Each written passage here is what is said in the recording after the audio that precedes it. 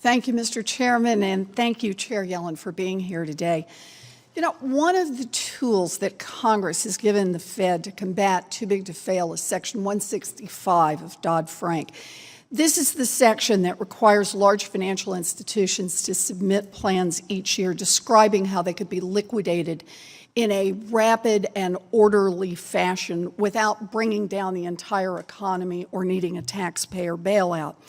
Now, the Fed and the FDIC must review these plans, and if they don't buy that the plan would actually result in the rapid and orderly liquidation of the company, then they must order the company to submit a new plan. And here's the key part. As part of the order to submit a new plan, the Fed and the FDIC can require the company to simplify its structure or sell off some of its assets. In other words, break up the bank so that it could be more easily liquidated and not pose a risk to the economy. So let's consider what happened during the Lehman Brothers bankruptcy in 2008. That's the one that sparked the financial crisis, nearly melted down the economy, and triggered the bailout by the taxpayers. The court proceedings took 3 years, clearly not rapid or orderly. But Lehman was tiny compared to today's biggest banks. When it failed, Lehman had $639 billion in assets. Today, J.P. Morgan has nearly $2.5 trillion in assets. That's 4 times as big as Lehman was when it failed. Lehman had 209 registered subsidiaries when it failed. J.P. Morgan, I really almost couldn't believe this when I read it. J.P. Morgan today has 3,391 subsidiaries. That's more than 15 times the number of subsidiaries that Lehman had when it failed. 3 years to resolve Lehman. Now, J.P. Morgan has filed resolution plans in each of the last 3 years, and the Fed hasn't rejected any of them as not credible. Given our recent experience with the bankruptcy of Lehman Brothers, can you honestly say that J.P. Morgan could be resolved in a rapid and orderly fashion as described in its plans with no threats to the economy and no need for a taxpayer bailout? So the living will process, as I understand it, is something that's intended to be iterative in the sense that the firms submit plans and will receive feedback from the regulators on whether or not we think that the Fed and the FDIC regard these plans as sufficient to enable resolution under the bankruptcy code. We have given feedback on the first round of plans that were submitted and are working actually to, at this point, to give feedback on the second round of plans. In fact, the firms have now submitted a third round of plans. So I'm sorry, Chairman. I'm just a little bit confused. J.P. Morgan submitted a round of plans in 2012.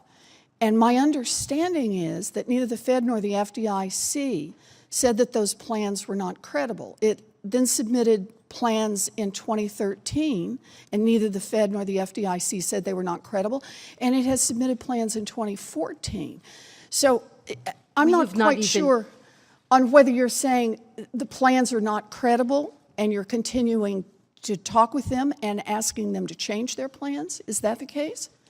Well, we're working to give these firms feedback on their second round of submissions. And I think what we need to do is to give them a roadmap for where we see obstacles to orderly resolution under the bankruptcy code, and to give them an opportunity to address those obstacles. I appreciate that you're doing that, but the statute, it seems to me, is pretty clear here, that it's mandatory that these plans be submitted each year and that each year you determine whether or not the plans are credible. And I guess the question I'm asking is, have they ever gotten to a plan that you can say with a straight face is credible? Well, I've understood this to be a process. These are extremely complex documents for these firms to produce. Our second round of submissions, we're looking at plans that run into tens of thousands of pages. And I think what was intended is that this determination you're talking about whether or not they're credible, question is, do they facilitate an orderly resolution? And I think we need to give these firms feedback.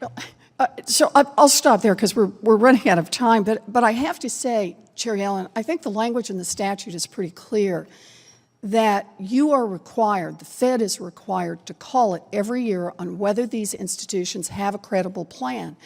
And I remind you, there are very effective tools that you have available to you that you can use if those plans are not credible, including forcing these financial institutions to simplify their structure or forcing them to liquidate some of their assets. In other words, break them up.